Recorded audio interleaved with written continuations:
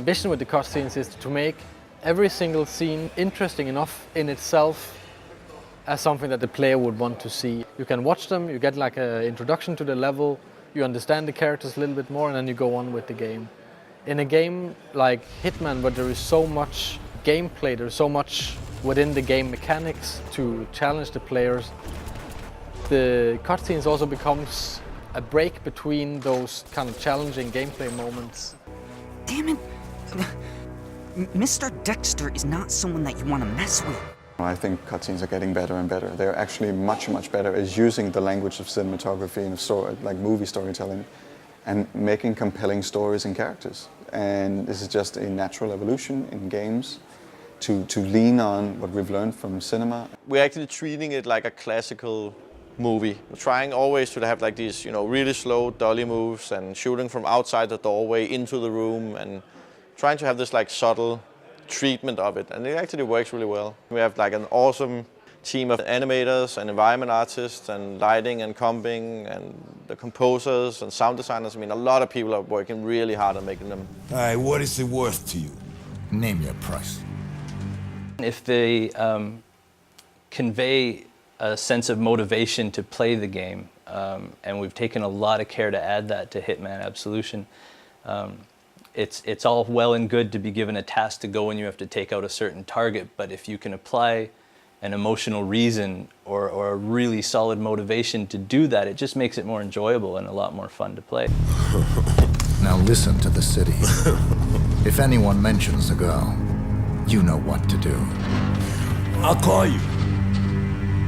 We started out wanting to do motion capture and then do voice acting separately and kind of combine it. This is a classical way, at least for us, to produce cutscenes. But we were allowed to hire real professional Hollywood actors and do the performance capture, which is basically doing motion capture, facial capture, and voice at the same time. Mr. Travis, you know this is my prayer time. This definitely reminded me of making literally a motion picture. And that it's like very beautiful, very clear, and I think that it's a wonderful aspect that they've added to the video game. The basics of motion capture is that we have a series of cameras placed around a room and they record optically these little markers that are placed on actors. And it triangulates the data in the space and records movement, and we cover the actors with all of these and we can tell where their arms and legs and torsos are in space. And that gets applied to the skeletons of the characters. Where performance capture comes in is similar, but on a far more subtle level. We had a helmet-mounted camera and used that as reference for keyframing. If you have to marker up the face, there's a lot of micro movements that get captured, and that goes through a similar process, but it usually requires far more cameras to pick up the smaller dots and the smaller ranges of movement. Also with ours, it required a soundproof studio, which Giant had where we shot, so we could have the actors' voices synced up with their movement and just get a more believable performance out of them. That was really important to us. Well, I always describe motion capture to people as the most natural performance an actor will ever have in the most unnatural environment. Because you're never having to cheat to camera, you're never having to cheat to a light, you're never having to worry about a camera over the shoulder, they don't have to worry about hair, makeup, lighting, wardrobe, nothing. All they're having to worry about is true performance. We found him. Okay, people, listen up. I'm giving a green light on this operation.